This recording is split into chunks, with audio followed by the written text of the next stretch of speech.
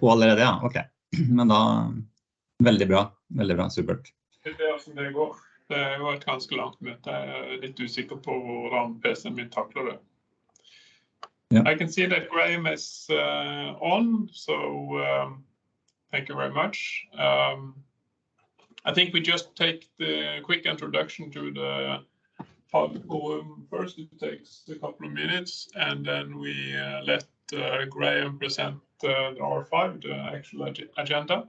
While the other people connect, I just go through these quick slides. Welcome to Norwegian fagforum number 19. If you can please mute while you're not speaking, and if you want to if you have any questions, you can use the raise your hand function in Teams or write a question in the chat. We want people to connect and share what they do with the HL7 FHIR in Norway, and we have established some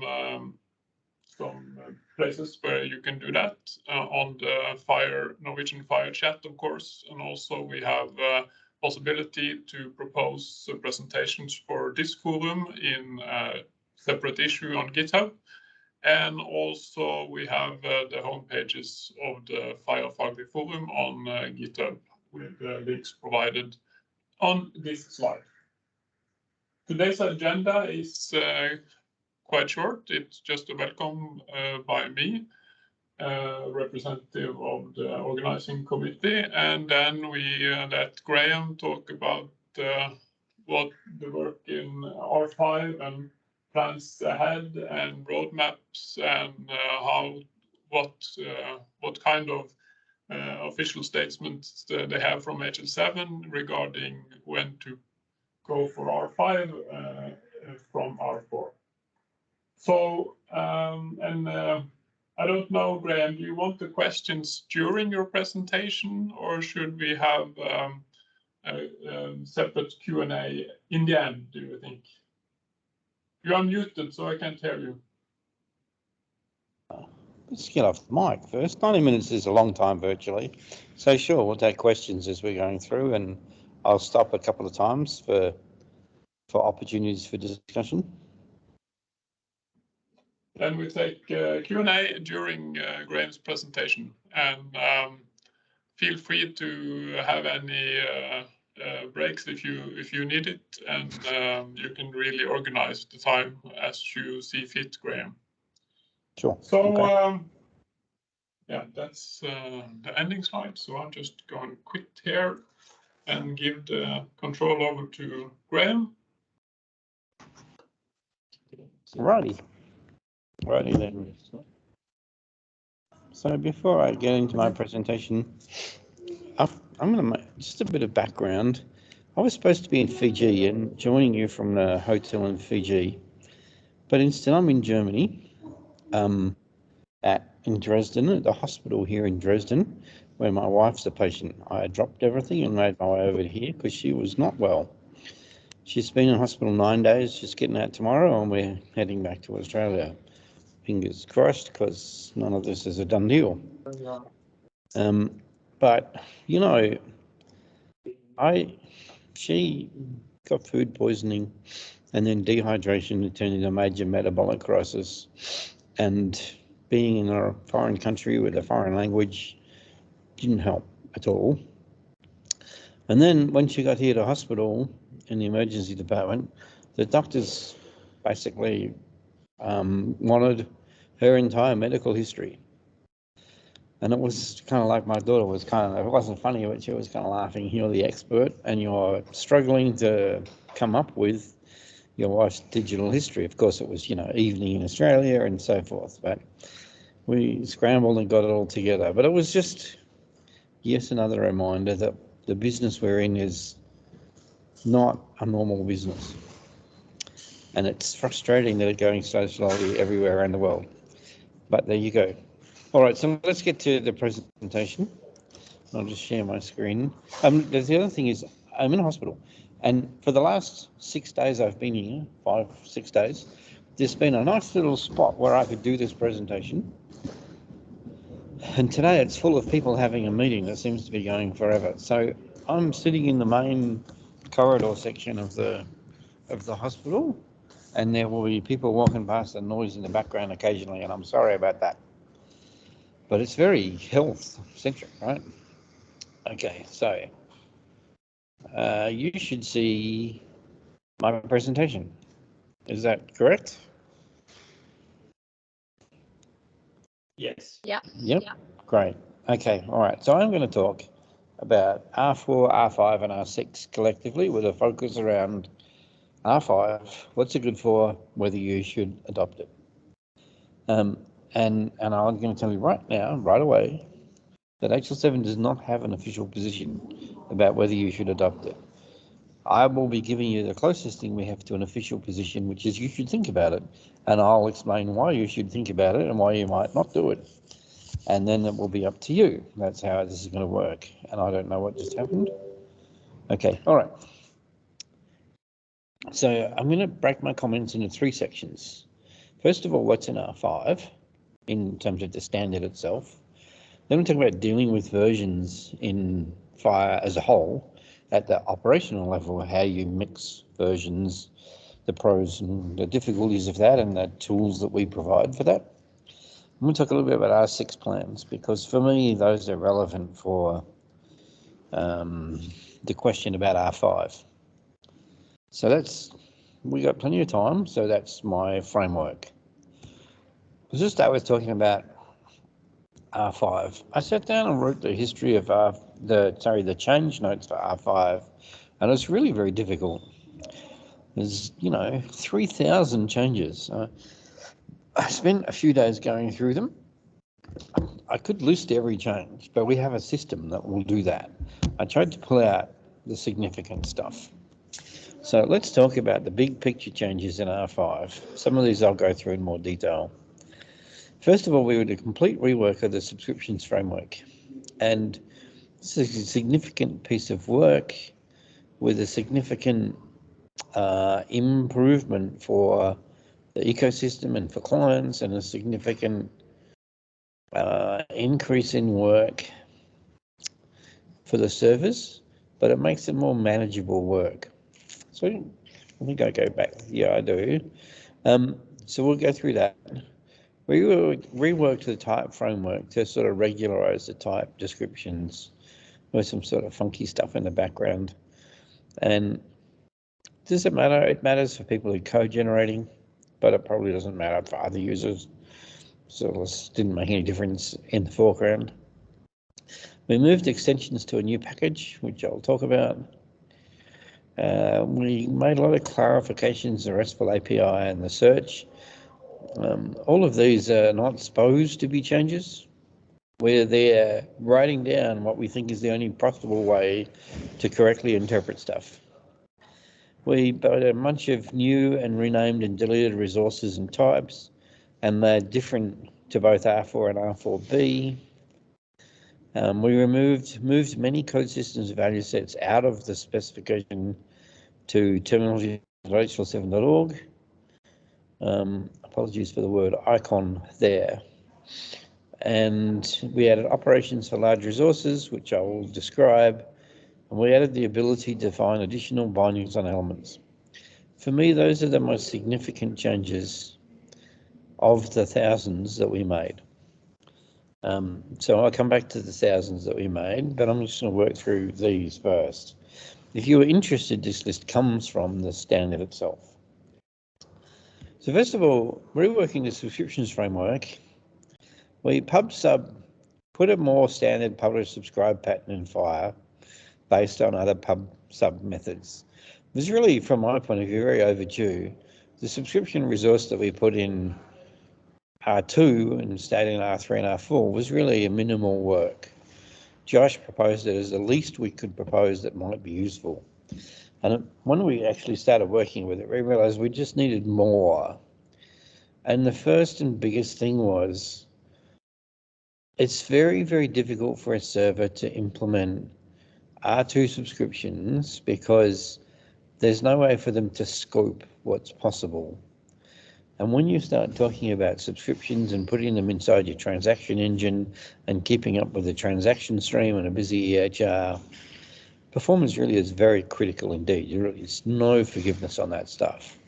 And so we needed to give back-end engineers a way to get control over what their commitments were. And so the first thing was to define reusable topics. So in the pub sub framework in R4, there's a reusable topic, or the server defines the topics that you're allowed to subscribe to. You can filter resources out of those topics if you say that I'm interested in less than the topic, but the topic is the fundamental unit of engineering. Some systems, the pure FHIR servers, will let you define your own topic and then just implement the topic as is. But most real EHRs will just go, no, these are the topics we engineered into the system, you can pick from these. And so it gives control over the system commitment to the engineers. And so for that reason, it's a very significant change, and it's actually less work for the server. The other thing is you can be more specific about what resource changes are even meant to say. I hope this is not very common in these slides. It's meant, or even deleting resources, which is a big hole in the subscription. In fact, I said that to Josh when he first showed me the subscription model that went in R2. I said, but what about deleted resources? This was the very first thing I said. And Josh said, yeah, that's really complicated. Let's just go with something simple. Well, now we actually can say, because what happened with deleted resources in the old model was, in the model in R4, when you subscribe to it, you get notified that a resource is created that meets the criteria. But if someone deletes the resource, there's no notification that it's been deleted out of the criteria, or if they change it so it doesn't meet the criteria anymore. So deleting resources out of the subscription criteria, they just like disappear, ghosted in the system. And with the rework subscriptions framework, you get a notification. And so it's much easier to write optimized implementations for both client and server and to actually subscribe to topics. This is generally a massive improvement. By itself, it would be ipso facto, it would be outright powerful argument to go to R5. But in fact, we liked it so much, and we recognized that some of the key users who drove the development of the reworked subscription framework are committed to R4 for the foreseeable future, but very much want the subscriptions framework. So we backported it. So there's an implementation guide that describes how to make it work in R4. What you can't do is describe topics. But in, say, the US core in US, where they're committed to R4, but they want this subscriptions pattern, we will describe a set limited number of topics that your systems can conform to. Those topics will be formally defined in R5, and you can't have an R4 definition of the topics, but you will otherwise get implementation of the topics in R4 with a few extensions on bundle and so forth.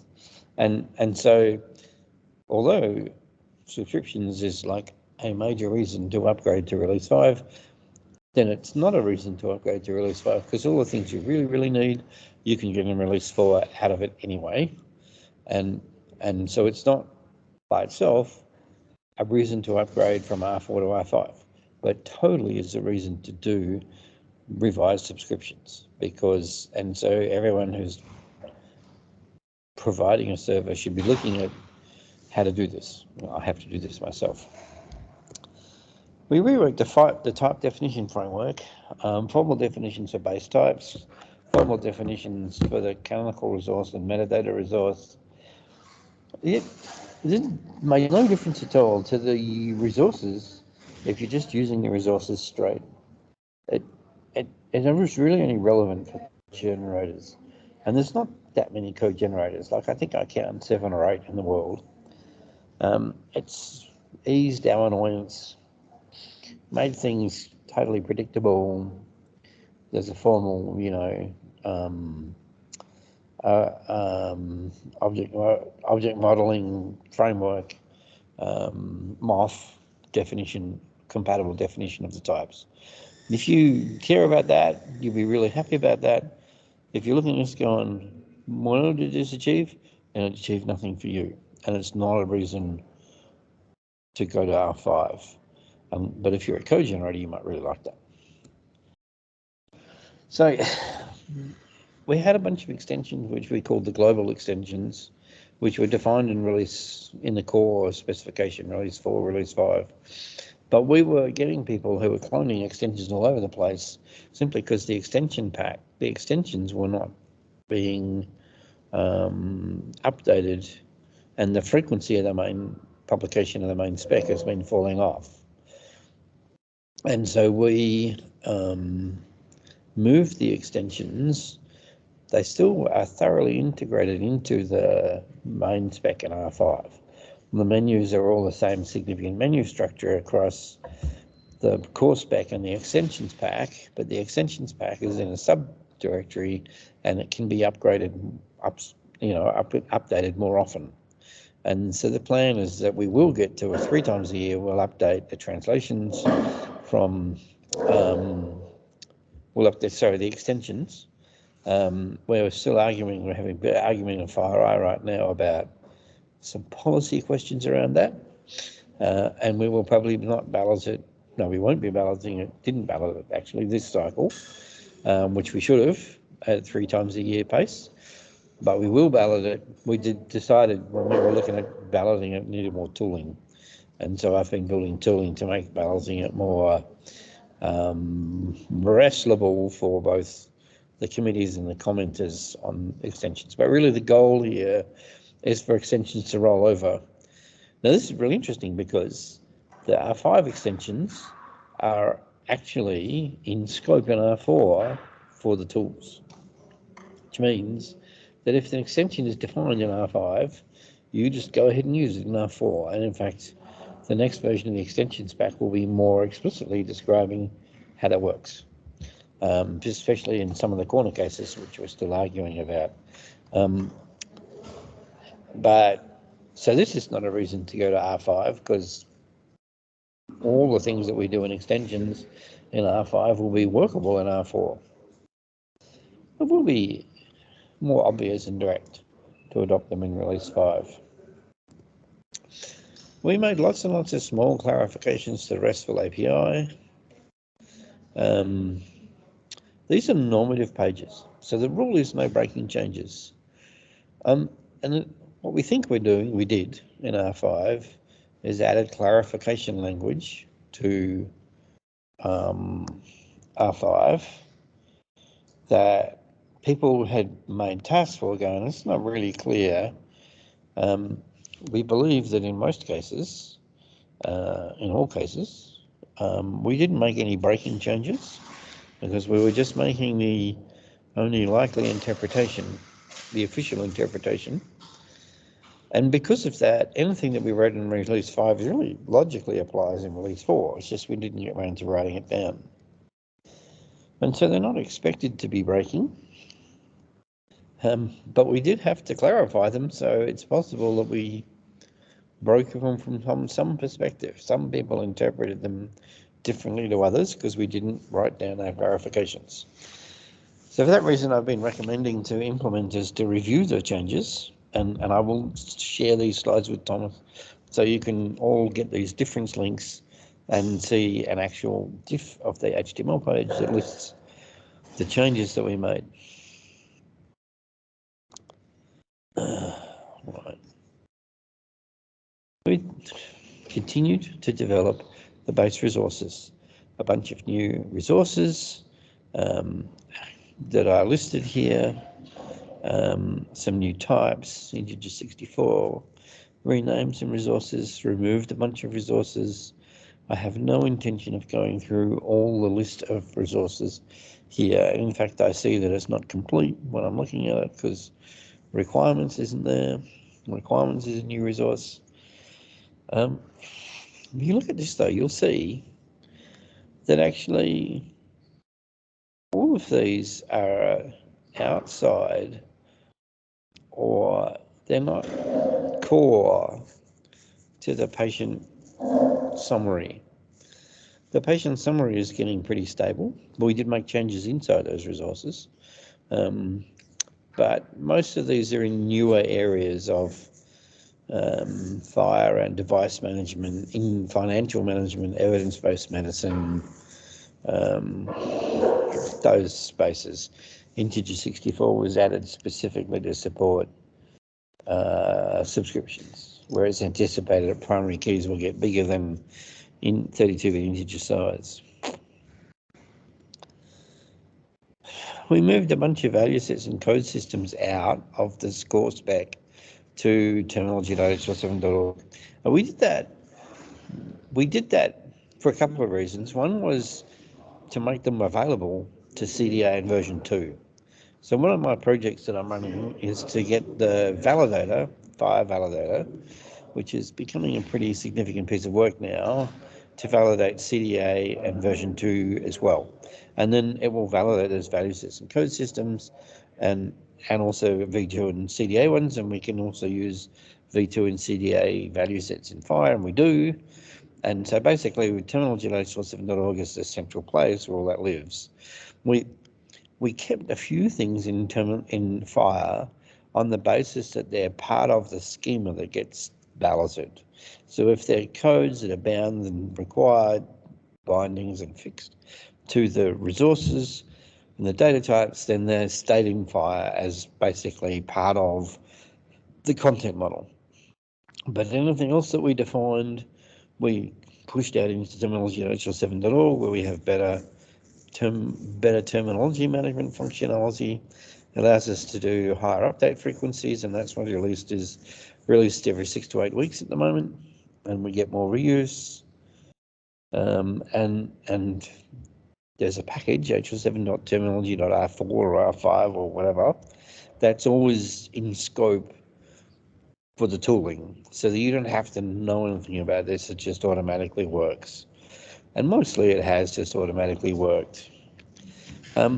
This did change the URLs for some of those things, which is why we did it. Because we actually moved them before R4, but we didn't remove them out of R4. But I changed some of the URLs in R4. So again, this is not so much reason not to use R4, because all those terminologies are in scope in R4, as they're also in scope in R5. They're just not, there's no conflicting definitions. Now, FHIR resources can be very large. Group and list, I've seen them with 100,000 entries plus. The largest resource that I've seen in the wild in production is 100 megabytes for a single resource. Resources that size, look, are a real engineering challenge, and the other thing is, if you get a group or a list that's being updated a lot, because you're keeping a list of patients who have been in or are in scope for a particular clinical unit. It's one use of list that I've seen, and you get to 100,000 entries plus. One of the implications is actually updating the resource pretty often to get to that kind of scope. And so not only do you have to deal with memory requirements on both client and server and moving 100 megabytes backwards and forwards, which is a nightmare, it might take you 10, 15 seconds to transfer that much data, depending on your relay speed and so forth. Well, what if your actual engineering, your frequency is 10 seconds and it's taking you 15 seconds to do the actual transaction? Totally never going to work. And a number of users around the world had run into those problems. So in R4, we defined operations for, is there an entry, is this entry in the resource? Add this entry to the resource, or remove this entry from the resource. And then so the client doesn't bother fetching the whole resource to find out whether something's in it. It just asks the server directly, is this thing in the large resource? And so that saves an enormous amount of work, even more if the server's not actually storing the explicit resource in the background. It's actually looking up a database table directly. It saves a lot of meaningless useless time, CPU costs and so forth. A great thing about operations for large resources, which are defined on a page in the R5 spec, is you can totally implement them on an R4 server. And people are. And there's the formal definitions in R5. If you have any experience in version 2, you'll know that this is starting to sound a little bit like version 2, where we define stuff in a future version of the version 2 specification, and then stick with the earlier version that we're actually using and just piecemeal pull things out of the future versions. There's a reason why it's similar. And finally, additional bindings. We defined the additional bindings in release 5. So in release 4, up to release 4, coded elements have one binding, which is the binding of the validator checks when it's checking that this is a valid instance. But we've run into a number of circumstances where that's not enough, where you've got to have a general, pretty open, preferred binding, but in specific context, you can agree that it's a required binding. And those contexts might be a institution, kind of institution, a country, whatever. You might want to document bits of the components of the value sets, or you might want to provide useful UI subsets. A new classic use of this is in release 4 for resource.language. The resource.language has an extensible binding to a common language subset, which is all the languages used by the affiliates, HL7 affiliates, and a max binding extension that says it still has to be a valid language. It doesn't have to be one of those languages. But that's actually not really the right binding. The right binding, that was because the workaround, because that's what the tool we had. But the right binding is to say it has to be a language code out of BCP 47, which is that multi-grammar, multi-part language spec. But here's a common subset that you might start with in your user interface, which is all the affiliate languages. R5 allows you to add additional bindings to the definitions, but then we went ahead and backported it to release 4 so we could use it in release 4 implementation guides. The validator makes it work in release 4. IPS, we're already using it, so you can go and look at it and see how it works in IPS, allergy intolerance, say. So that's another thing from release 5 that we backported to release 4. All right.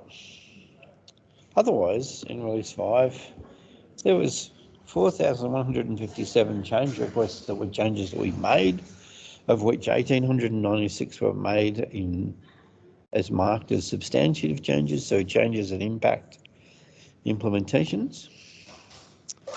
Almost all the changes are in response to implementation feedback. That's a really significant number of changes, particularly the patient core resources changed. So what I say to people is, there's some parts in release 5 where there were really significant changes.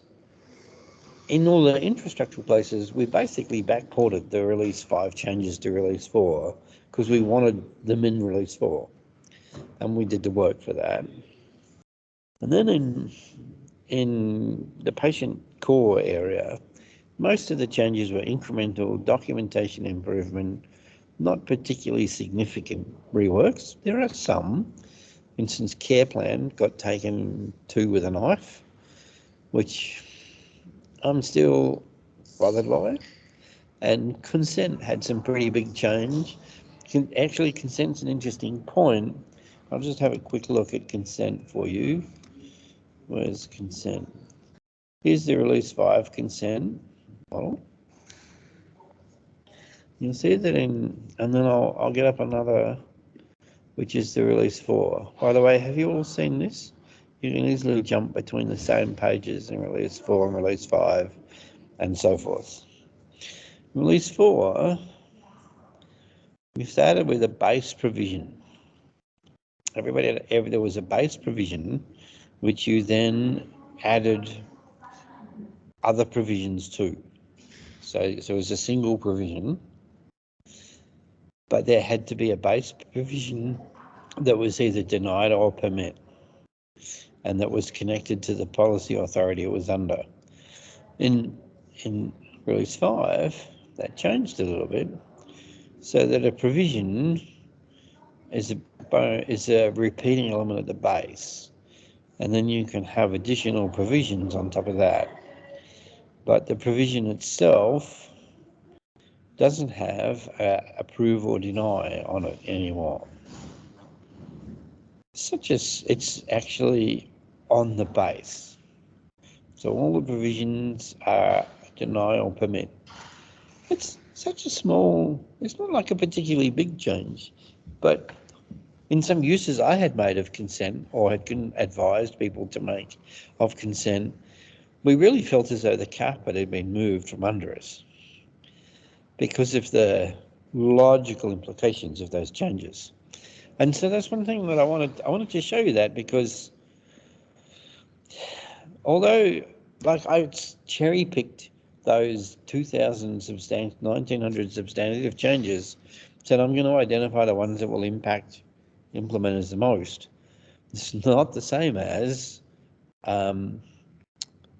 most implementers will be impacted by these ones and not the other ones. Every one of those many changes is possibly going to reach out and smack someone in the face and be a deal breaker or a very painful experience. Most of them will probably be like, oh, that makes total sense. And so one of the things that I say to people about Release 5 is you should read Release 5, even if you are implementing Release 4, because you'll see how use cases that are not explored, explained, documented in Release 4 by implication in the definition fields or whatever, you'll see how we thought of them when they were raised with us. Sometimes you might have found something new and unique, and we haven't made any comment on it. But most often, the questions you have will be have been raised with the committee, and the committee's made a comment on them, and something is said in Release 5. And so I say to people, even if you stick with Release 4, or if you're implementing Release 4, you should change. You should always read R5 anyway for your educational benefit. So the next, I'm going to move on to looking at converting between versions. Before I do that, it's a really good time. And then when I've talked about that and Release 5 and Release 6, then I'll come back to what our actual advice is. But I do want to go back and say one thing. When we look at these resources, some of these new resources, you can't backport that stuff into Release 4. And it's really in those new resource space that it becomes really the driver for should I do R5. So we'll come back to that. But just in terms of what I've talked about the changes between Release 4 and Release 5, I'm going to stop sharing for a second and see if anyone's got any questions. Or any discussion, and then we'll go on.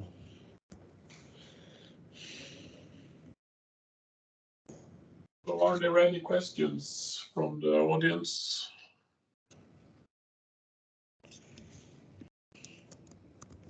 We are trying to make a base profile for the appointment resource, and what we try to do there is exactly what you say.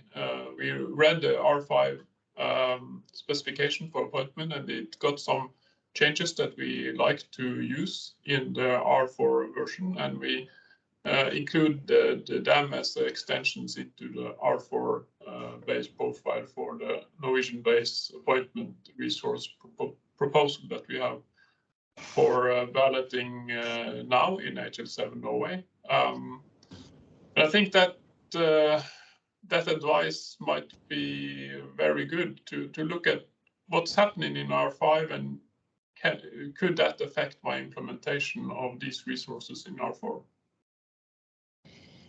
Yeah, and I mean, generally that's not a bad approach, and I will cover, that as a basic approach later when I get back to that subject.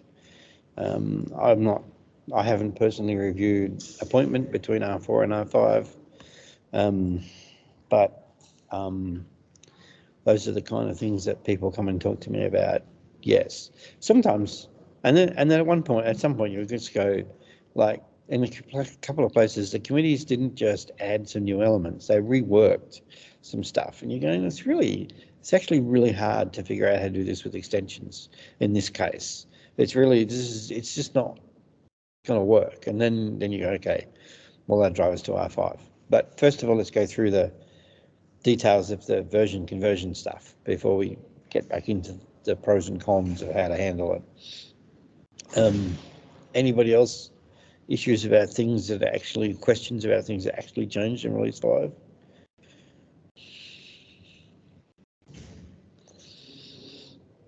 No, seems not.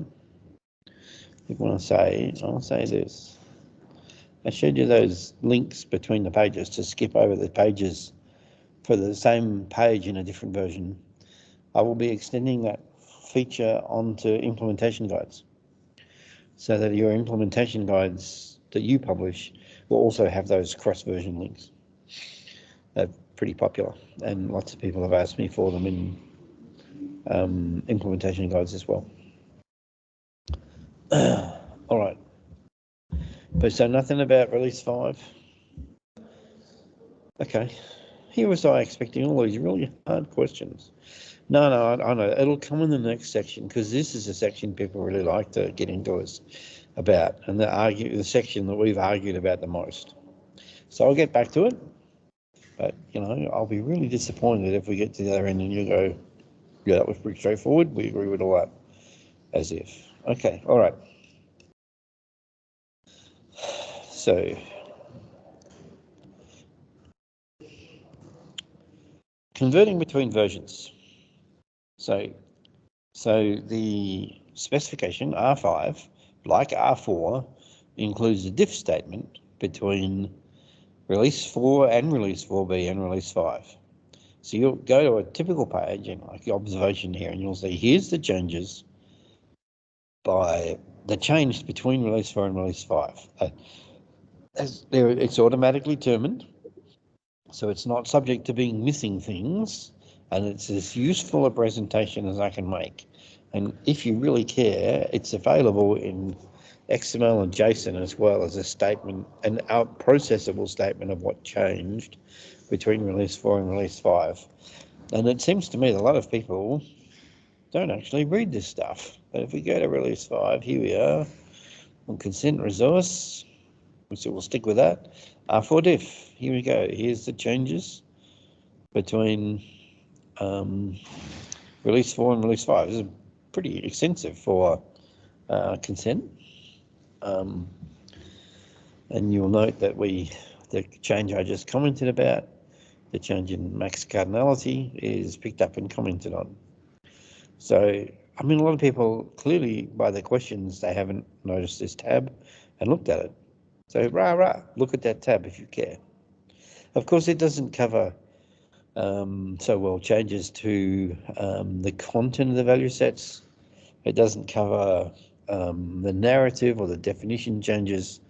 You just have to read those or use the diff at the bottom of the page. And here you go, bottom of the page, compare to release 4, compare to release 4B, which uses the W3C web page comparison engine to compare the changes. And so if you wanted to look, we can do that.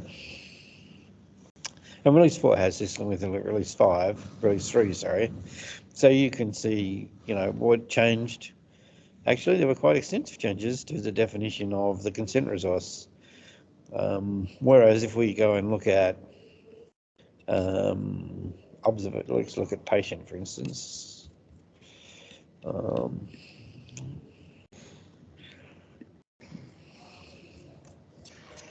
say what's actually changed with patient between release 4 and release 5. The answer will be not that much. These are all boilerplate changes. We added tracking financial services. Wow. Really, these are not format changes in the formats. You pass them and get to the narrative again. We certainly made changes in the way we present the terminology bindings, which made it more difficult to look at them, but you can see that most of these are not changed, except for gender and sex, because we changed that, of course. Anyway, so there's differencing between the versions. So you can see the differences as a human consumer of the standard.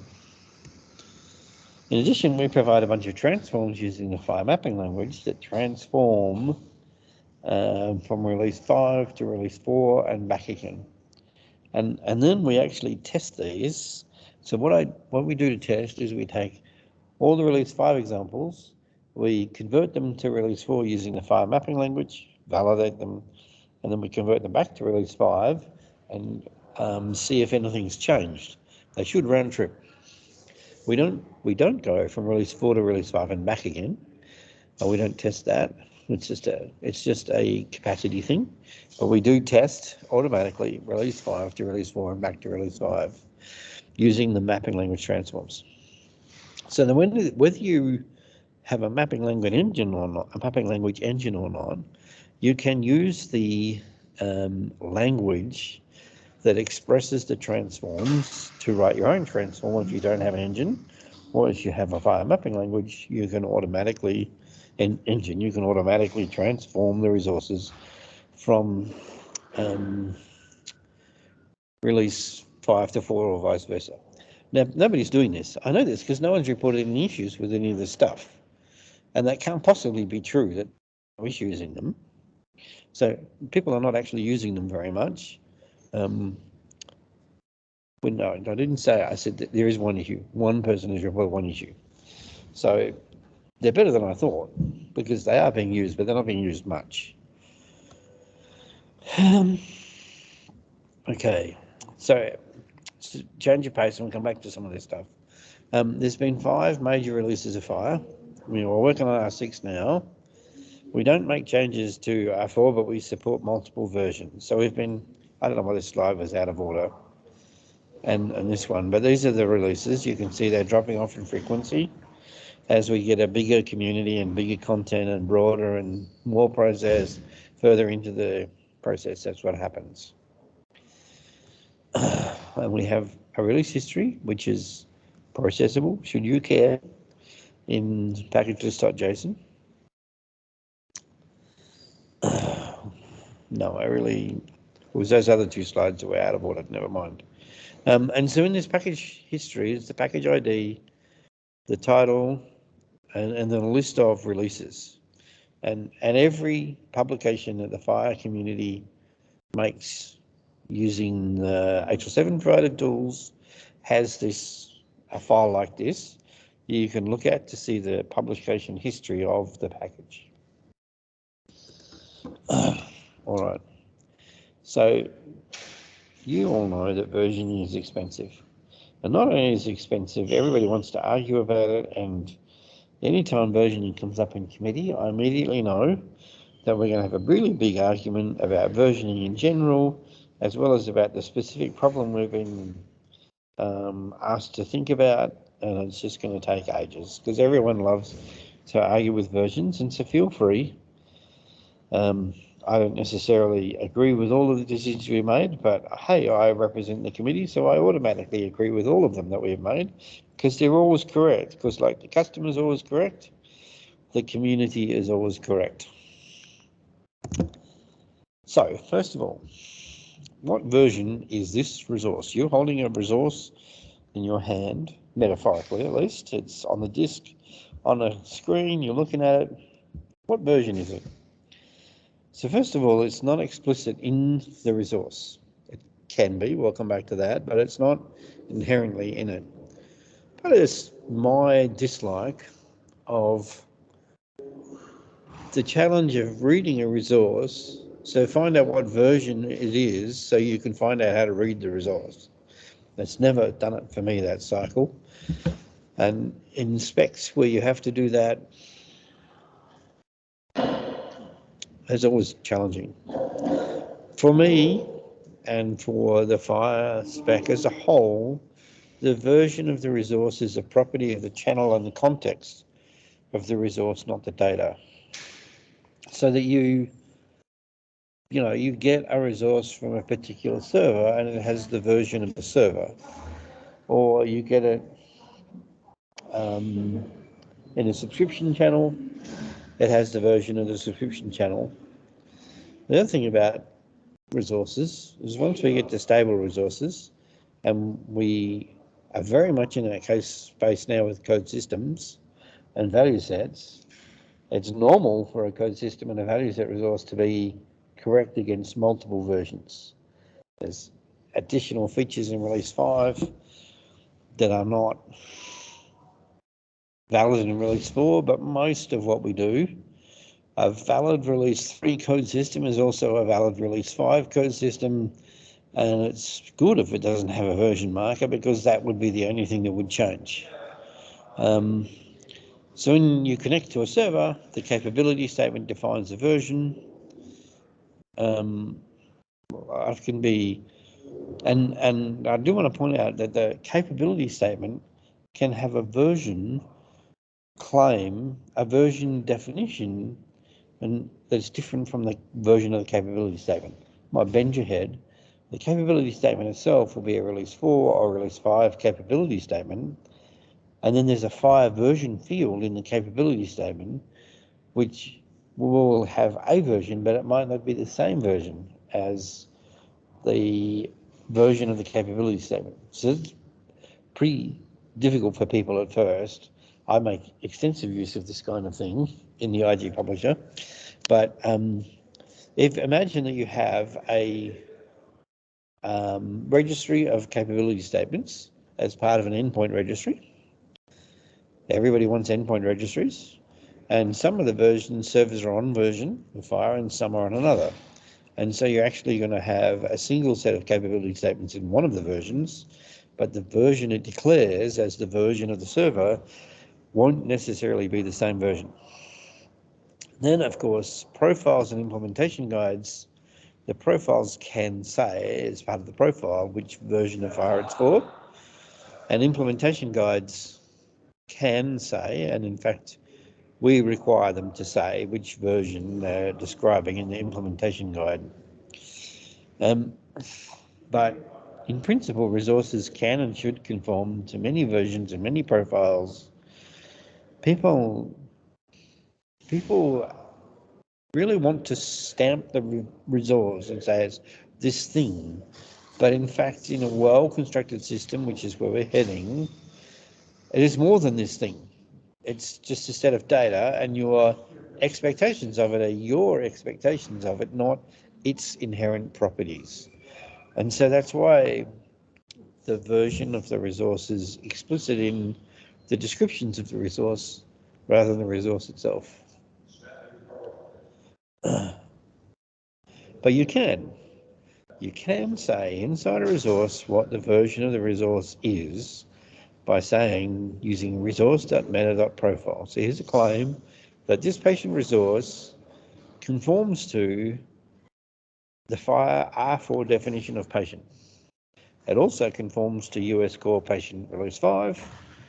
And you could also make the claim that it could conform to HL7.org/FHIR/5.0/structure definition/patient, because it's also an R5 patient. But so you can stamp the version inside the resource like that. In general, I encourage people not to do this because it's not a property of the resource, it's a property of your expectations. Now, in terms of version numbering, we use a variation of semantic versioning to do with the fact that it's a specification, not software. Semantic versioning, which we do know and love, is appropriate for software. So we use, in fact, instead of major minor patch, we use publication minor patch. And we have a very careful definition of the word minor, which is not quite the same as software. But that's what we're using. So before release 3 is currently the version is 3.0.2. It's the second patch on release 3. I released 2 technical updates to fix observed issues with the release 3 spec. And then once we went to release 3 went to 3.1, 3.2, 3.3 as we worked through towards what became 4, which was published as 4.0.0.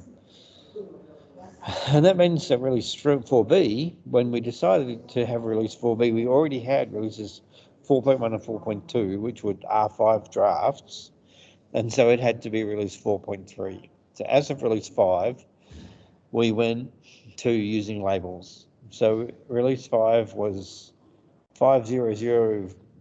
Once we had published 4.3 SRB for R4B, we don't like that pattern anymore. We went to 5.0.0.snapshots and worked through the snapshots. And so R6, the current build for R6 is 6.0.0-CI build right now. And as I publish ballots and snapshots and so forth, it'll iterate through the snapshots and the ballots and whatever. And now the implementation guides at HL7 are following that same pattern. And I would recommend that to HL7 Norway for your, implementation guides for versioning that use the new pattern with labels. For versioning profiles, values, and code systems, we recommend that you use semantic versioning. I just said we love that. Not all sources use semantic versioning. Some using date and ID, and like Loink is 2.76 right now, whatever, I don't remember, whichever it is. Snowman's using dates, but we're using SemVer for HL7 content. You can version each independent resource in a package independently, so that the resource version is not the same as the package version. But you have to be really careful doing that, and we just generally discourage that. We do the terminology and extensions pack. We version each individual element, each individual artifact in them. But at the moment, that's the only implementation guides HL7's doing that for. It needs more administration in order not to miss. And it means that there's not a coherent package whole, but it works better for the stuff that gets rolled over more quickly. The other thing that happens, I hated this at first, but I've come reconciled my heart to this approach. Most of the implementation guides that are published, the references from, say, a profile to a value set or a value set to a version are unversioned. We don't bother specifying the version. We just assume that if it's in the same package, you're obviously referring to that code system in the same package. So the tools that load those things in order to track those actually have to keep track of the package dependencies and say, here's this resource is referring to another resource by its URL. I've got an even more recent version of that, but the version that matters is the one that the package dependencies link through to. And so I actually follow the package dependencies to resolve the reference, and it's only if I can't resolve it in the package scopes that then I just go, well, I'll just take the latest then. And so we're basically doing package versioning of all our references. And I don't know what you're doing in Norway in terms of versioning the references, but by default, you're probably just copying everybody else, which is package versioning without really thinking about it. Some affiliates, after watching this slide, said to themselves they don't want to do it that way. And you don't have to. You don't have to do it this way, but you just have to version all the bindings and so forth if you don't want to do it this way. So I have said enough about that. Extension references are not versioned, which means that breaking changes are not possible in extension definitions. Well, they're not supported. There's no way to handle them. We're actually making breaking changes in the extensions pack for things that are still draft, right? As long as they're draft, we can make breaking changes to them, but as soon as we move them out of draft, we're saying, okay, you can rely on the fact that these won't change. But in the extension pack, when you import all the extensions in release 5 are automatically available in release 4, but there's some questions about how that works that we have not yet resolved. And in principle, that's what we have said, so that we can say, you come to us and say, I want an extension release 4, we'll add it to release 5, the extension back anyway, so that everybody has it, and we're not getting to the point where we have different extensions for different versions. We don't want to go there. There is a way to do cross-version extensions, which we have already briefly talked about. You can adopt an element in an earlier version. So you can say, and you see an extension with HL7.org/FHIR/5.0/structure definition, and then extension dash something, you know that it's a reference to the R5 definition of this thing. You can introduce new elements or new types or even new resource types. This is published examples of all of those. There's still some challenges with doing that, which we're still exploring all around, like same with the extensions back. It's the same issue really, but what happens if you release 5 depends on a more recent version of the code system that has codes in the code system that were not available in release 4. When you go to the cross-version extension, can you use those new codes or can you not? And there's lots of reasons to say yes, and there's lots of reasons to say no. The committee's still working its way through those issues and disagreeing very strongly about it because it's versioning. You could use basic. Some moron, me, generated this basic resource and someone else said, it's a good example. It's an example of the R5 subscription topic as a basic resource. That's what it looks like. Painful, verbose. It's actually all right if you're just doing tooling. Just tooling and handles all the stuff in the background, but it's not something I thought should see the light of day. So basic resource doesn't get used very much, but this is what it's for. All right, so we have some cross-version extensions. We have some limitations around data types and narrative constraints and technology bindings. We're still talking about that. We don't make rules about versioning in software tools. You do you. Which is not for us to say. But the FHIR internal tooling stack is that I maintain is mature now.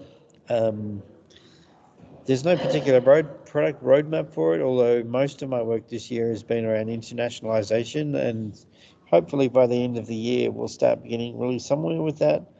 I'm pretty sure after my last round of work over the last 4 or 5 weeks that the terminology server is fully multi-language capable now. And I'm reconciling with Michael on Onto server about that. So I'm pretty comfortable with where we are terminologically around internationalization and support for non-English. And so, for instance, the validator released yesterday. Up until yesterday, the validator had to assume a particular language, and if you didn't tell it otherwise, it would assume English.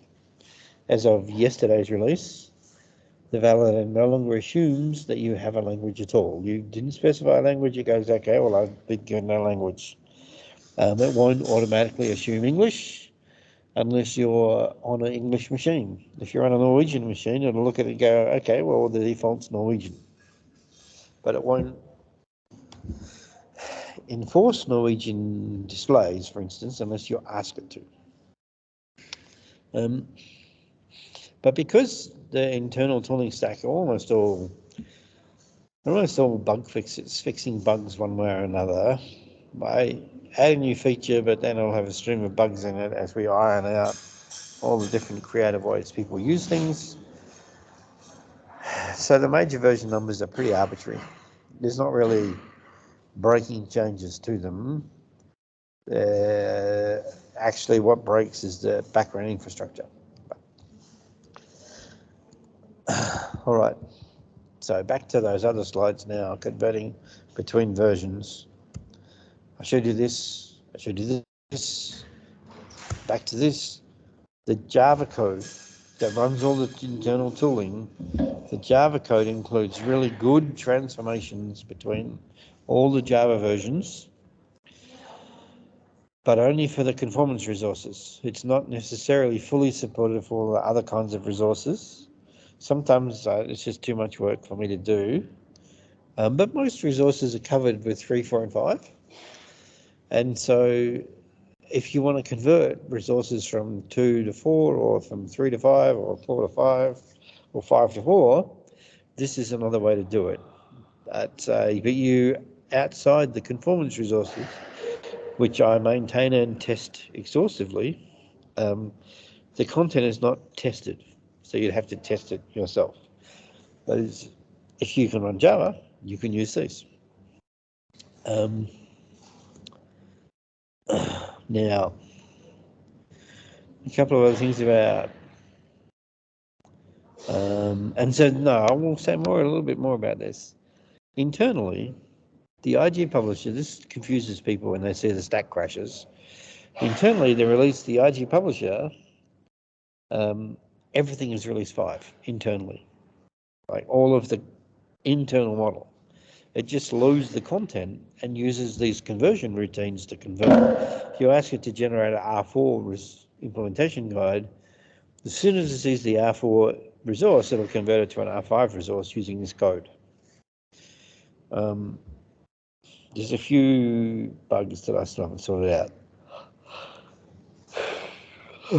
in that code. So we're still working on rendering travels. But that's why that code is extremely reliable for conformance resources, because we test it extensively. Now you can write a facade that says, well, I got a patient, patients have names, then I have an R3 implementation of patient, R4 implementation. It's just a lot of work. I do this for all the terminology resources in the terminology server.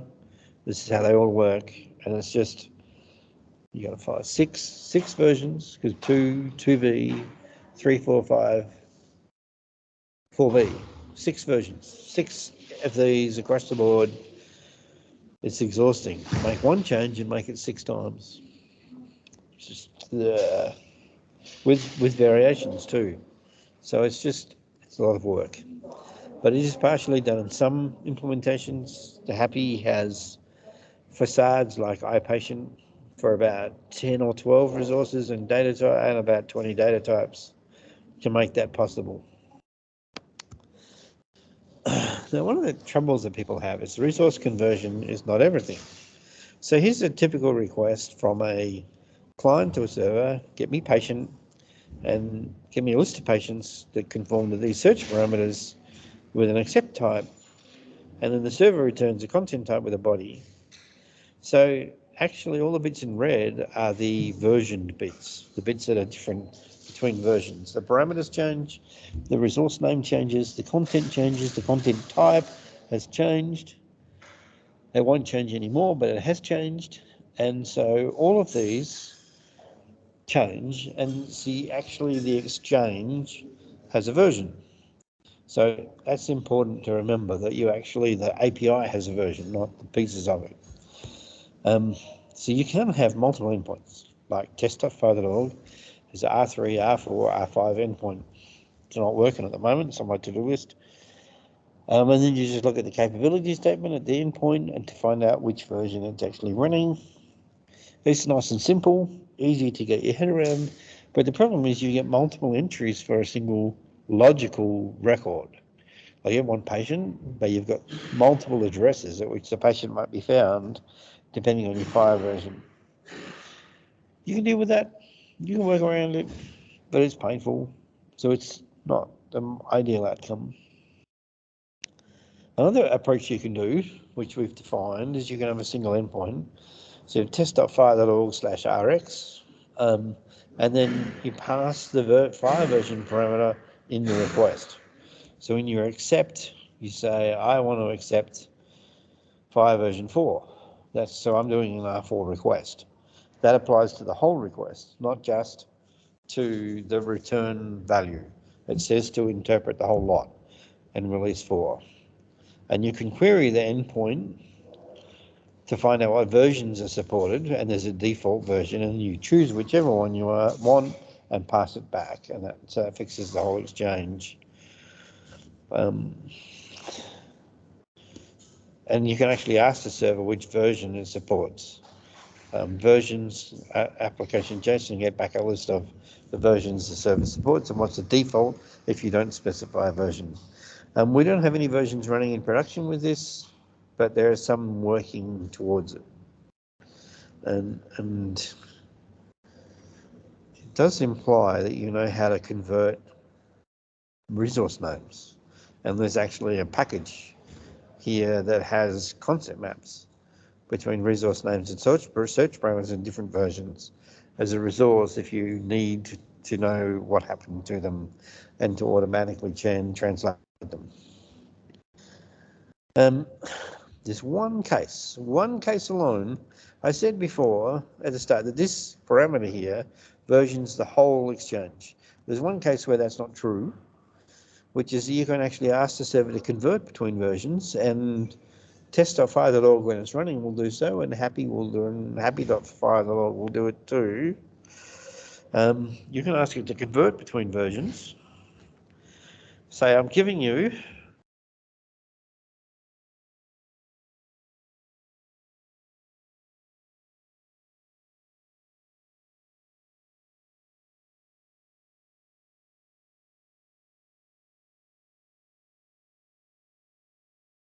Did we lose Grahame, or? I don't think so.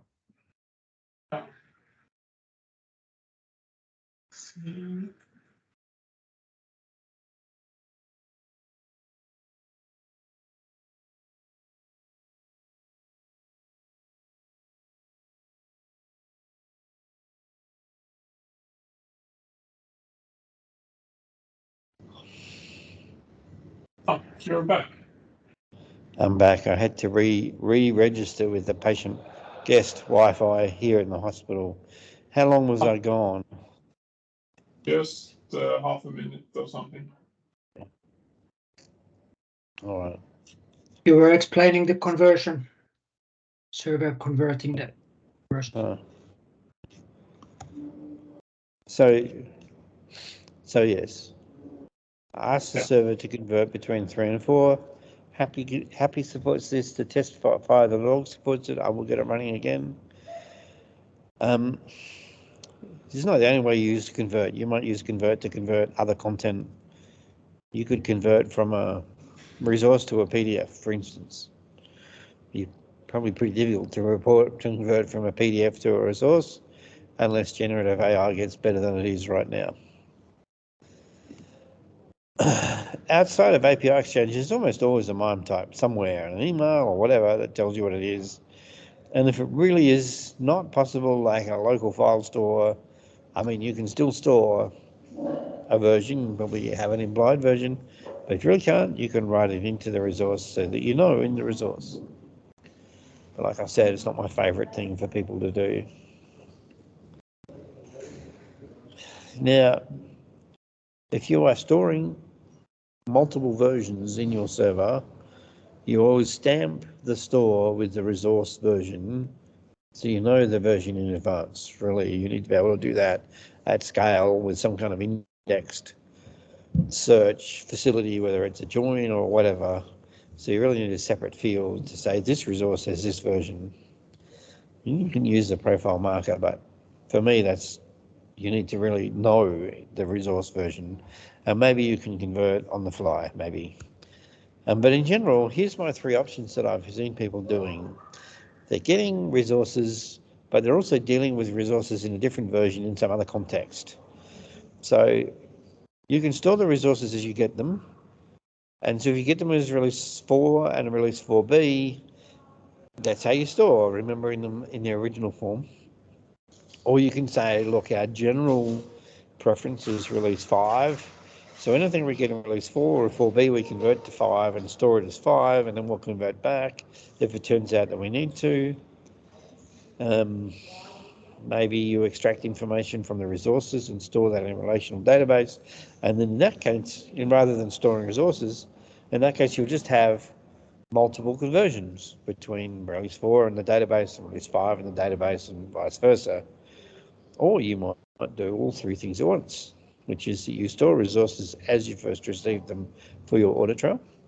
You store resources in your preferred version for flexibility, and you build some specific tables for performance for indexing from what you have. And you should be looking at SQL on FHIR, which is starting to get somewhere. But all of those assume that you can convert the resources.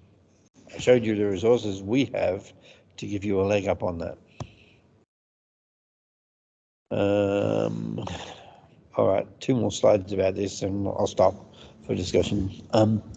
When it comes to documentation, or effectively IG publishers or API documentation, you can have multiple documentations for different versions, or you can have one set of documentation with sets of profiles, sets of examples for different versions.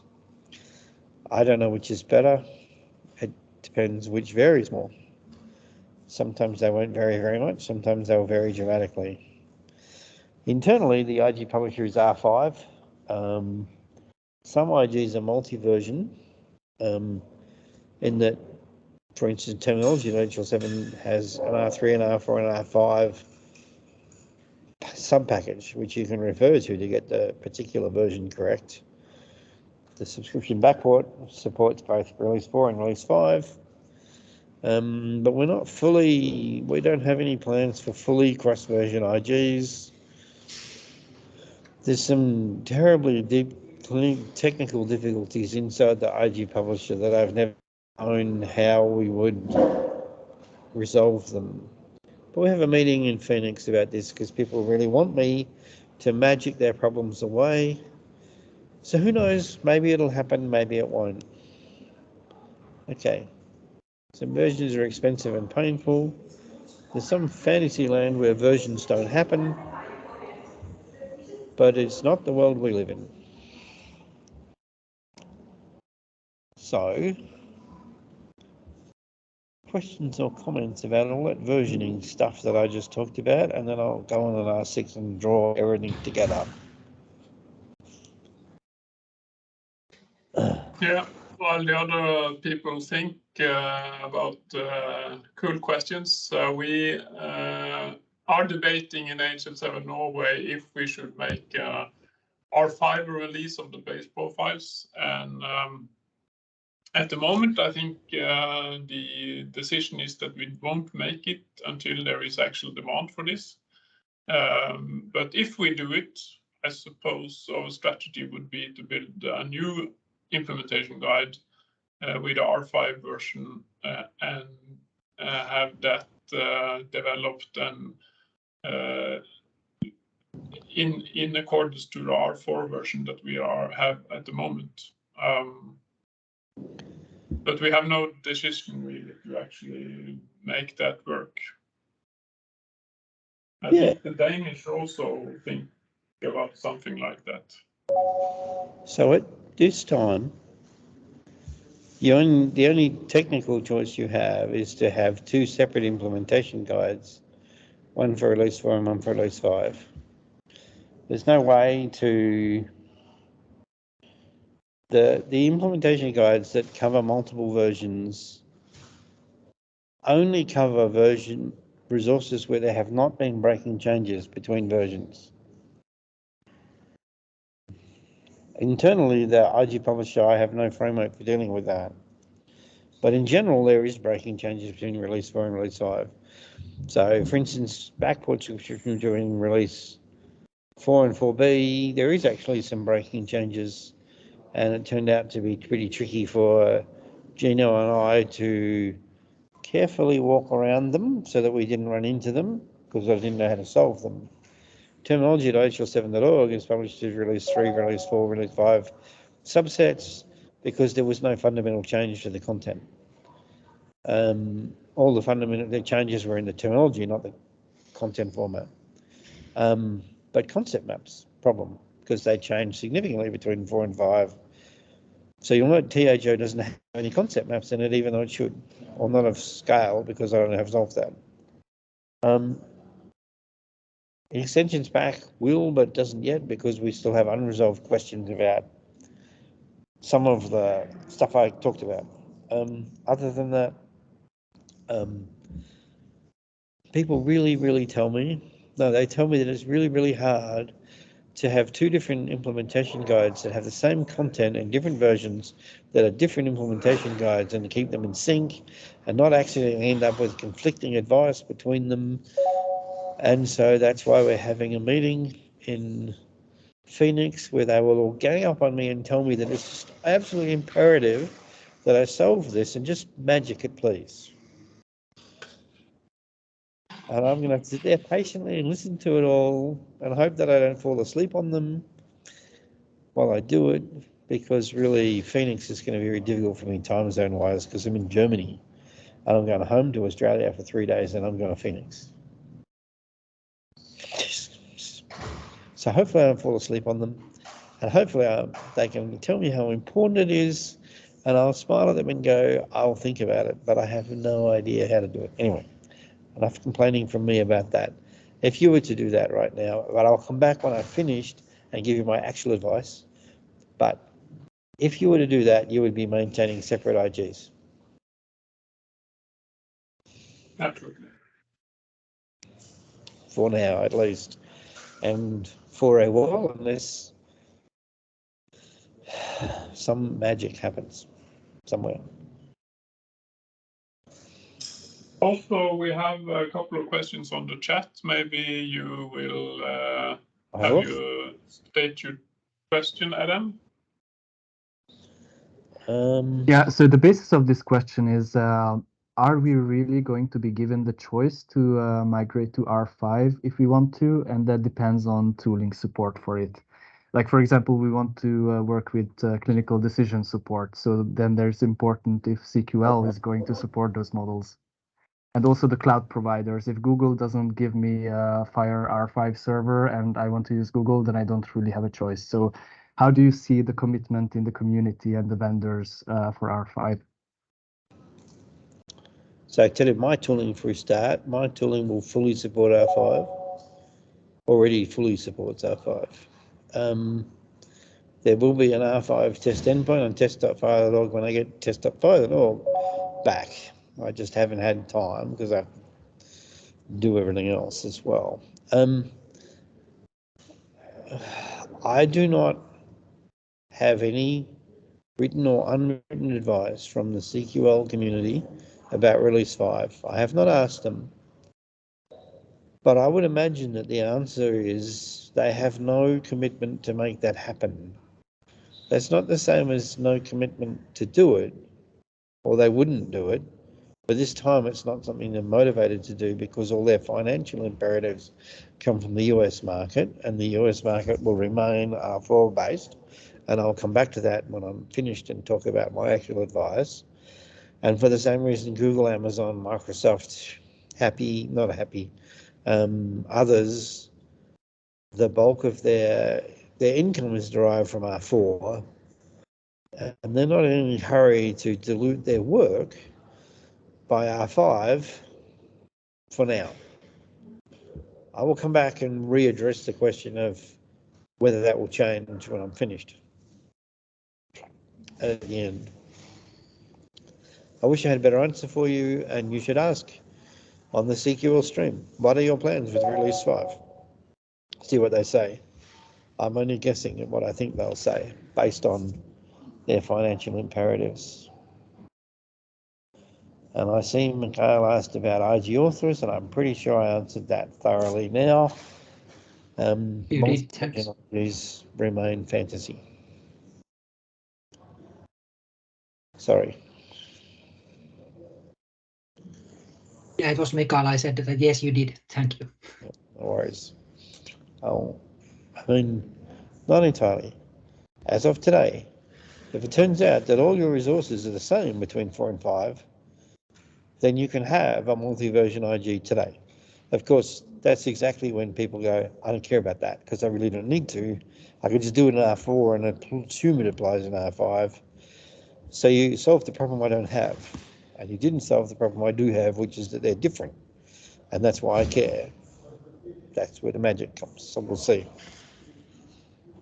All right, I will move on. And then this section is much shorter. Okay. All right. Should you move to R5? Do you need the new things in R5? And in general, what we've discovered is there's a few European projects around medication regulation, registration, and knowledge management and evidence-based medicine. And there's some US project around evidence-based medicine where the churn content is only available in R5. Backporting to R4 is not really on the table. And so those are already going R5. And so maybe a tenth of the IGs running through the IG publication system are R5 based. And they need things that haven't been backported and won't be. And the other thing that's consistently true about those projects is they're greenfields compared to the rest of the FHIR ecosystem. So if you have a big ecosystem already using Release 4, it's feasible technically to change to Release 5. It's just a cost. And the cost could be pretty large, measured in hundreds of millions of dollars. What's your benefit? What's your benefit to make that change? And so for most existing trading systems in particular, the patient-oriented resource trading systems in US, some countries in Europe, Australia, Canada, have collectively said we're sitting on R4 for now, because although R5's got nice things, the really compelling things we can pre-adopt, people can read the documentation, we're sitting on R5, so only R4, and we're not going to go with R5 because there's just not enough driver to make it worth it. As I said before, don't ignore R5, read it, even if you're doing Release 4. But let's talk about FHIR R6. And I'll skip this slide. Our stated goal for R6 is to make the patient core normative. And this is relevant because one of the ideas out there is that we're going to sit on R4 and jump R5 to R6 because we've got a trading community already committed to R4. R5 doesn't offer us enough, but R6 offers us enough to make the transition worthwhile. Whereas we could transition from 4 to 5 and then 5 to 6 and get 2 lots of costs of transition for not much more benefit. And so that's really the question is, what's the benefit? Because the cost of transition, I mean, we don't know them exactly, but we have a ballpark on what they are. So our goal in Release 6 is to make the patient core normative. And my personal opinion has been for quite a while now that most of the big national trading systems, like the patient ones in Australia and US and Canada and so forth, will sit out R5 completely and go to R6 when it's stable, when it's published, and go, okay, that's worth us actually transitioning to. And it's sort of penciled into ONC's future plans as likely course of action, but they won't commit. Of course, they should not commit until yet. And so that really means that we want to take this clinical row here, the third row in the set of resources, we want to make as many of these normative as possible. And some of these ones here as well, maybe some of these. But these resources in this, they're all candidates for going normative. At the moment, the committees have committed to taking about half of them normative in Release 6. And by normative, we mean no breaking change, such that previous implementations that were correct become incorrect. And technically, that is forwards compatibility, not backwards compatibility. We usually use the word backwards compatibility in HL7 parlance, but technically it's forwards compatibility. No breaking change, so that previous implementations that were correct become incorrect. But it does depend how you define that. And in a bidirectional interface, it's actually difficult to define. For instance, if I say that the previous implementation, a correctness of it was that any content you sent that was valid by the spec, it fully processed, and then you start sending it R5 content that includes new features that it ignores, and it's no longer correct, then there's no such thing as any change that's not a breaking change. And yet some people do define correct in that way. But the intention at HL7's level is that if you were processing fields X, Y, and Z for a set of values that were correct in release 4, in release 5, you can still correctly process those same fields with the same values and get the same outcomes. But it's not guaranteed that you won't get new things happening. And so breaking change is proving really, really difficult for us to come up with a clean definition, and there will be more time spent on that in Phoenix. But what's happening is happening by default with R4. People are increasingly treating R4 as normative. No more changes. We're stuck at R4 anyway, so don't give us anything new because R4 is where we are. We will, so what our anticipation is that we will go with a release 6 that makes everything normative. That probably takes 3 years to get out, and so in 3 years' time, 2 to 3 years' time, we'll be publishing release 6, trying to make as much as normative as possible, and that'll be the next version. And probably the final version with significant breaking changes in patient content, because after that we'll start putting out patch versions as we refine things. But people just go, we're going to R6 and we're never going any further if you keep changing things. So breaking changes are a thing of the past. We will be surveying the market later this year, which is nearly now. Somewhere about so quick to confirm their opinion, because what happened in the past, we released release 2 and all the vendors came to us and said, right, stop. We don't want to see release 3. Don't do anything. We're not going to release 3. We're going to stay with release 2. And so we said, okay, well, we won't. We'll hold off on release 3 for a while. And then the next meeting they came and said to us, why aren't you working on release 3? And we said, well, you told us not to. And they said, no, we changed our minds. We want you to move to release 3. So we will survey the market to confirm our impression that that's what the market wants. They want R6 to be it. And then we'll change our existing processes if that is confirmed by the market survey, so that we can succeed in getting to normative, because our current processes make that impossible. We need to work on breaking changes and implement expectations. We need to decide which resources we made normative and which won't. And it's actually interesting because you go back to this list. So in this list, we made half of them normative, and the committees looked at the other half and said, we still won't want to make changes to them. And everyone goes to release 6.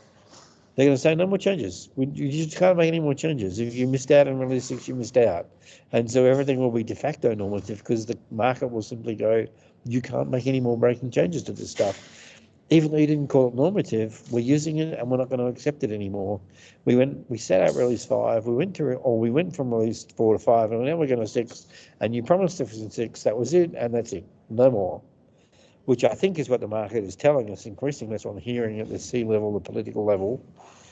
If that's the case, then really it doesn't matter whether resources be made normative or not. They are normative in practice.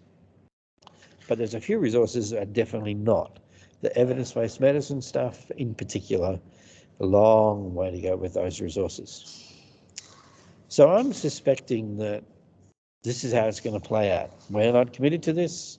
We can change our minds, but most implementers will sit out release 5 because they already have release 4 and there's just not enough in release 5 to justify the change. And then they'll go to release 6 and then they'll be saying, that's it, we're done. We sucked that one up and did that, but we're not doing it anymore. You want to make anything, you'll have to make them truly backwards compatible or forwards compatible with release 6. And so release 6 is in effect normative across the board. We have other release 6 agendas to finish around quality and QA and migration assistance, but that's R6 stuff. Just before I get back and finally provide advice, we support implementers at a really amazing scale compared to what we ever imagined or what HL7 used to. To my knowledge, I know of 88 countries that have serious commitments to implementing FHIR as a national or regional project. I'm sure there's others because they don't have to tell us. I just hear about them. For instance, someone just sent me an email today pointing to Belarusian regulations that require FHIR for healthcare data exchange. Totally news to me. And so I upped this number by 1 when I prepared this talk this morning. We're continuing to improve tools that run at a scale that we never imagined. And when I scoped out the implementation guide publisher, the group that the committee and the core group that we did this with thought we might have 100 IGs. I counted, and there's 800 IGs have run through the publication infrastructure. 800 different IGs. We need to keep improving testing and performance and do more work on mapping and transformation, but our primary focus now is supporting implementers. All right, so where does this leave us? So here's my view. There's no reason at all to go to release 5 simply because it's there. It's there to support implementers who needed things that were not in release 4. If you need the things in release 5, then go to it. It's fully supported by HL7. But most participants will find that they overlap with existing, or they're part of existing ecosystems around IPA, IPS, in particular IPS, which is really getting a huge amount of impetus around the world. It's amazing. And this is release 4 based, or US patient core, the US trading system in USA, if you're in USA. You guys aren't, but it'll serve as an example. If you're affected by one of those ecosystems, then moving to R5 is something you can't complete that process. You can't completely go to R5. You'll always be torn between release 4 and release 5. And so there's a cost for that, both for the implementation guide, editing and review and publication, and the implementation process and the testing process. Is that cost worth it? Don't go to R5 because it's there. Go to R5 because you can clearly identify and justify to your stakeholders why it's worth it. If you do, then do it. If that justification is there, you should totally do it. But the justification should be based on the cost to the implementers, and the cost to the implementers will be a lot less if they only play in the R5 space. And most of the R5 implementation guide work that I'm seeing is for pretty separate ecosystems that are separated from the IPS, IPA, US core frame kind of ecosystem, patient trading ecosystem. When release 6 comes out, if we get to that point, then I'll be saying to everybody, okay, this one, upgrade to this one. This is really, we're done. We don't have any energy, we don't have any capacity or space to do significant development. It's the final version of FHIR. I mean, it won't be the final version. We'll keep putting out patch after patch after patch, but it will be like, DICOM now, where they release a patch to DICOM with the minor changes every 3 or 4 months, right? It's a similar kind of thing. That's what I think. But everything about the future is guesswork, of course, because who knows? Who knows what will happen? But if you are talking about taking some of your implementation guides to release 5, for me, you would want to have very clear justification for why you were doing that. It's not because simply it's there, and it's not that the tooling will be better. The tooling will always be, in as much as it's version specific, R4 first. In fact, my tooling will be always R4 and R5 as peers, but like you saw with CQL tooling, it's still R4 based. All right. So now I've actually said what I want to say about that. What happened there? No, I don't want to share. I'll stop sharing. Good. So looking at the comments.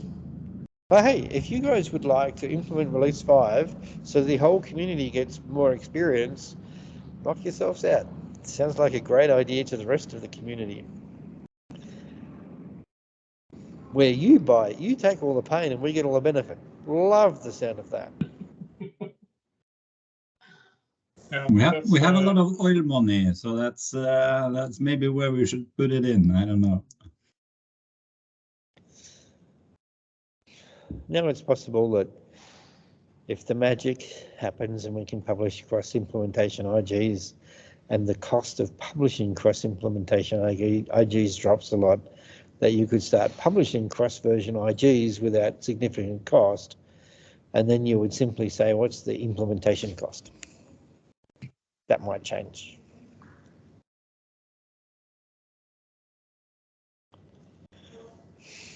But absolutely. yeah, I think that's very, very good advice, Grahame, and I appreciate very much, because you're a standards man, you're a technology man, and often then in some communities then the technology will be the major thing that is being considered. But is this cost benefit, and I think we will discuss this in TSC, but of course I think this is will be a way extremely much into our discussion and decision, and yeah, I personally I don't see that we have very much need for R5. We are working with the base profiling or quite basic resources for now. So there's a question here. Do I see a chance that R4 actually will be the perpetual version of FHIR with backports? It's certainly a possible outcome, and it's one that I've thought about. It's not one that I like. Very much don't like it. And it's very much like DICOM can stick at 3 because DICOM is structurally stable. I believe that what we want to get is a version 6 that is the perpetual version. But there will be really significant changes that would mean that at the standards level, I would argue that release 6 should be the perpetual version. Now, it might be, and I think that I would be able to mount a persuasive argument to ONC, for instance, that US should make the transition, lay out a transition plan to transit from R4 to R6, and then call R6 the perpetual version. It might be that the community votes that down. Stuff it. R4 is good enough. We don't believe that any of the stuff in R6 will be good enough, it will be justifies the change. And if that happens, then probably R4 will be the perpetual version. And I just wasted 4 or 5 years of my life too, if that happens, because we could have just said, well, I'll suck it up and go with release 4. Yeah, so it depends. But looking at some of the change proposals, some of the changes that happened in release 5, they really do, it's really difficult to do some things in release 4 because we just didn't know enough, and we've made it possible in release 6. But I really do think that 6 will be the perpetual version. Oh yeah, I want to talk about this. In 10 years, Standard Excel comes along and replaces FHIR. Ha, if only. When I started FHIR, I saw it as a 15-year project, 5 years to get it written, 5 years to get it implemented, and then 5 years of coasting until something better came along. Because I felt that something better would come along out of the RDF space, actually, where RDF would finally get to the point where it was usable, because it's not at that point right now. And instead, what's happened, 2 things have happened as we've worked through developing FHIR. The first is RDF space has fallen apart. It's all web server, it's all RESTful APIs and web APIs and JSON with very light framework, definitional frameworks. FHIR is actually relatively heavy compared to everything else, and it's as light as I could possibly make it.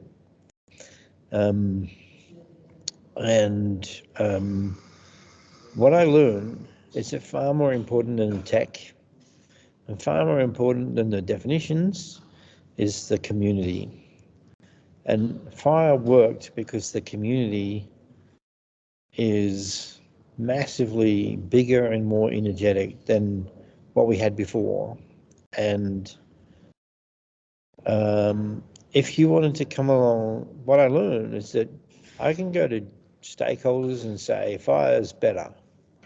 And they're like, how much better? Where's the justification for replacing our sunk cost in staff and in projects and in regulations for release for version 2? And in order to argue that it was better, it had to be 10 times better to be making it worth that kind of change. And FHIR is better across the board in all sorts of ways. And it's not really, partly it's because of technology, but it's not really, it's because of the community and the size and the passion and the enthusiasm. So if you want to build something that someone can come along and say, hey, you know how you spent 20 years investing in FHIR, now I got something better, it has to be 10 times better. So you need a revolution in the tech stack and you need a revolution in the social media space. I'm not seeing it coming from anywhere. So I fear that FHIR will be going to go a lot longer than I thought. And it will be the project for the rest of my life. Not what I imagined would happen in my life. Michael's asked about OpenAir. OpenAir, my friends, and I'm actually doing more collaboration with OpenAir in the last few months and some stuff under the hood that will become visible, and hopefully we will help OpenAir be what they can be, but I don't believe that OpenAir can come back to be. They have been pretty good run in Europe in some regards, but I think that OpenAir are figuring out how to coexist and focus on the things they do well. And they should be able to do the things they do well. That would be good for all of us. And I'm going to help them do what they do well better. But OpenAir is not going to replace FHIR. Yeah, so one question there, Grahame, because I remember some years ago then OpenAI EHR was kind of also promoting the standard for collaboration, so as an alternative to FHIR. But my impression now is also when I talk to the Open EHR community that they, at least here in Norway, they say that okay, Open EHR is for internally standardizing internally in the EHRs, and then when we exchange, then it's FHIR. Is your impression that Open EHR are consolidating on this more on the internal side? They're certainly not acting in a consistent fashion in that regard. To some people that's becoming clearer, others are still fighting it. Others are still very invested in OpenAir as the bee's knees for all use cases. There's a bit of and it turns out there's a really active competition between OpenAir and FHIR going head to head in one particular space, which is the clinical data repository space. There are people marketing clinical data repositories based on FHIR in Europe, and there are people marketing clinical data repositories based on OpenAir, and it really is head to head in that space.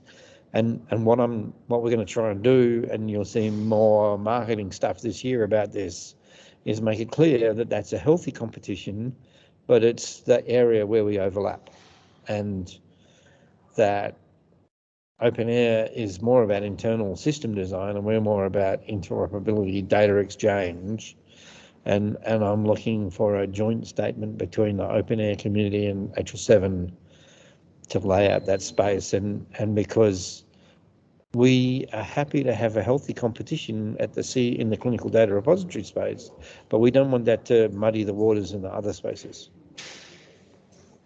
Yeah, that's very interesting. And in my head, in one way, that is actually FHIR.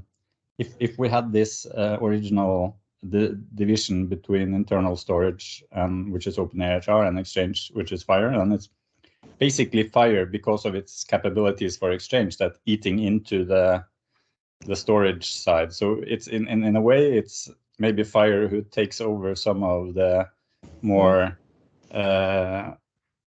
space that OpenHR has maybe perceived more strength on, in a way. The way I see it is that OpenAIR it's about problem orientation. The OpenAIR problem that they're orientated to solving is system function, whereas the problem that FHIR is orientated towards is solving data interoperability and data transferability. Because you don't always transfer in real time, you transfer across time, it's very common now to build databases that have FHIR resources in them in order to transfer the resources into the future. But you're still solving the problem of transfer. And so you'll hear, and this is what I want to change, you'll hear OpenAIR people say, FHIR is for messaging, but they've completely misunderstood interoperability by saying messaging because it's for transfer of data, and transfer might be from now to later. So you need to park it somewhere while you're doing that. So most databases built from FHIR resources, they're not solving a problem, they're just parking the data somewhere to be used later to solve a problem by something. And a clinical data repository that's FHIR based is a clinical data repository that has some additional mechanism to solve problems that's not FHIR based. Like it adds something, right?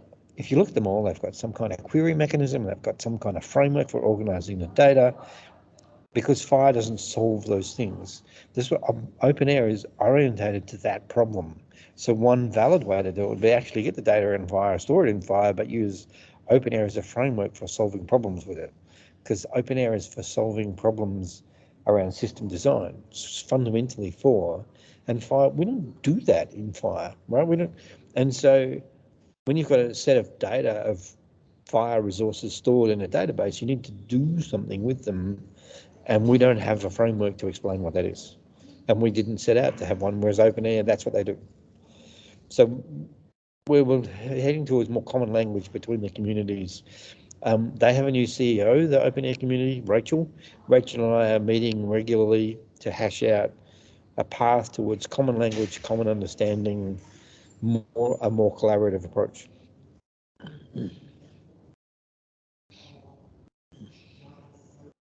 What about standard? Now I'm just there's no one up and no hands up, right? But what about like there was a goal some years ago to try to harmonize the development process, let's say value sets and stuff like that across FHIR and OpenHR, and we're trying to do that in Norway. We have a very strong OpenHR community in Norway, so. And they do a lot, let's say, to define the value sets that are needed in clinical situations in Norway. And then we say that, yeah, we will use these value sets in the FHIR development. But there was some initially some hope to keep those in sync. But how in sync is the development there as of now, you think?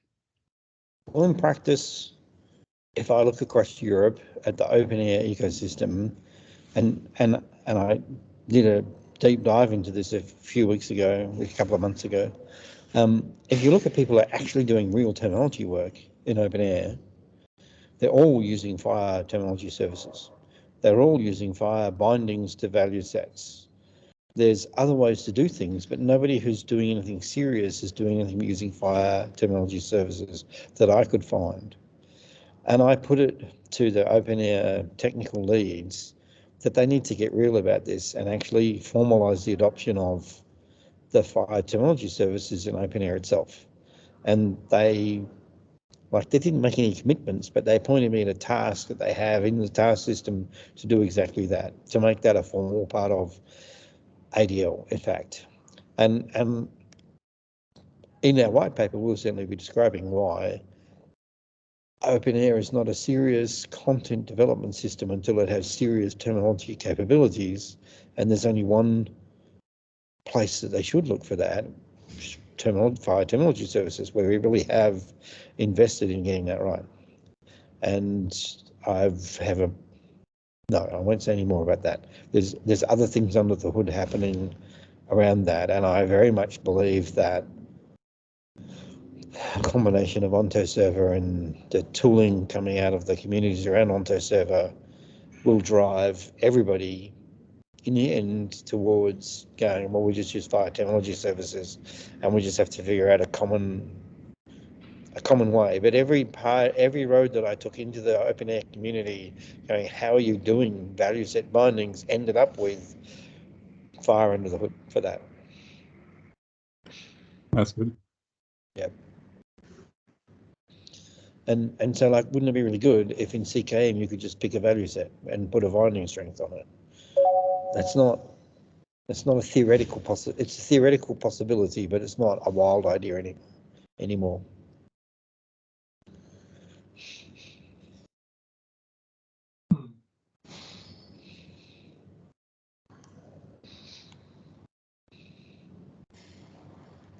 I can't see any more questions, but I think the last point there about using FHIR terminology services also in Open EHR is valid, and also something that we see can happen in Norway as well. And we are actually also have some cooperation with the SNOMED community in Norway too, and they have good support for FHIR terminology services in their solutions. Yeah, I met with that team back in Scotland in June, and yeah, they're very FHIR focused as a way of delivering content, and we're very happy to be working with them to delegate to them to do the definition of the content. Very happy to let them do as much as they want to on that, and very happy to work with them in terms of delivering and Snowstorm and Onto Server. This is something I can talk about. I've got a project running where we are converging to a much more tighter definition of a terminology service. And I actually have a series of test cases which are in the FHIR test cases GitHub repository, which actually test a FHIR terminology server for compliance with an actual working spec, which is very, very tight and will deliver genuine interop. At the moment, the validator and the IG publisher only support tx.fhir.org as valid terminology services, because although the terminology services spec was apparently close, in practice they were wildly different in the things that happened across the same interface. Michael Lawley and I have been iterating for 3 to 4 months now on a set of test cases. He's rewritten bits of his system, I've rewritten bits of mine, to the point where they're extremely compatible, and the other terminology servers have been consulted and are invited to be part of that process, and have all indicated to me that they will be part of that process when they have the resources. But Michael and I are out in front, and so we're doing 2 things. One is that you'll be able to nominate directly to use Onto Server instead of tx.fhir.org in maybe a month's time, depending. We haven't finished yet, so there's always that. But also we're going to open up an open ecosystem, so that rather than saying I only support one terminology server and choosing which one, you will say I'm just hooked up to the terminology framework, and the terminology framework will allow for servers to declare their support for particular code systems, and then the terminology clients will preferentially use the authoritative source. So HL7 Australia will put up a source that is the authoritative source for Australian code systems, including Australian SNOMED. And whenever the terminology clients that are inside the validator and the IG publisher want to validate Australian content, they'll just automatically use the Australian server. You as a consumer, you won't have to worry about that. It'll all be looked after by the infrastructure. Michael and I are also building that infrastructure. And SNOMED want to come out, so Link already provide terminology services, so they'll become the default authoritative source for Link services in this new ecosystem. You won't have to say, well, I want to use the link terminology server. We will automatically do that because we've agreed that they're the authoritative source. So in this model, HL7 Norway could put up a server, register it with this framework and say, we're the authoritative content for the following Norwegian code systems. And then you don't say, well, we have to point the validator at that value, at that terminology service. You register that with the framework and we'll automatically use it when it's appropriate. And so affiliates will start saying, well, we're going to put up our own terminology servers, probably mostly Onto server based, but I have to be, and declare them as the authoritative server for our stuff. And then we'll automatically pick up on that. That sounds great, actually. I hope this one gets to... we are really looking into the terminology space and trying to make this happen in Norway as well, and we are struggling a bit for getting FHIR support on the mandatory sources for terminology in Norway. So I think this kind of developments could make it easier for us maybe at some point. Yeah, then what you then do is you say, well, we put up you can use the software that runs tx.fhir.org in your own configuration. It's free, or you can buy Onto server. It's much more capable as an overall enterprise solution. And then you just say, we've got a process for taking those terminologies from the authorities. They don't publish them in FHIR, but we pick them up and then we convert them to FHIR and load them on the server and make them available to the FHIR ecosystem.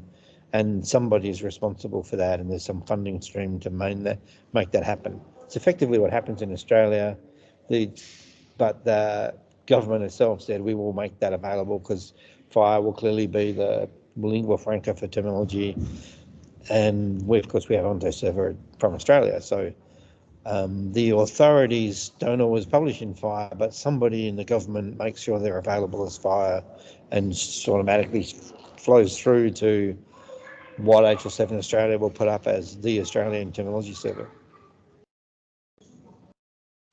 Okay, I think we are running out of time, and it's been a very informative meeting with a lot of good info from you, Grahame. Thank you very much for taking this time with us to discuss all the odds and ends about R5 and how we are can use that on the way forward. And also directly from Dresden, it was not the plan, it was No. So thank you very much again for doing it anyway. Okay. We have a next meeting in October. Just set the date for 18th of October, and Epic is going to talk about their FHIR infrastructure and capabilities in their solutions. And also, hopefully, we'll get someone from Helseplattformen to talk as well. So until then, I hope you see you around, and thank you very much. Catch you all. Bye.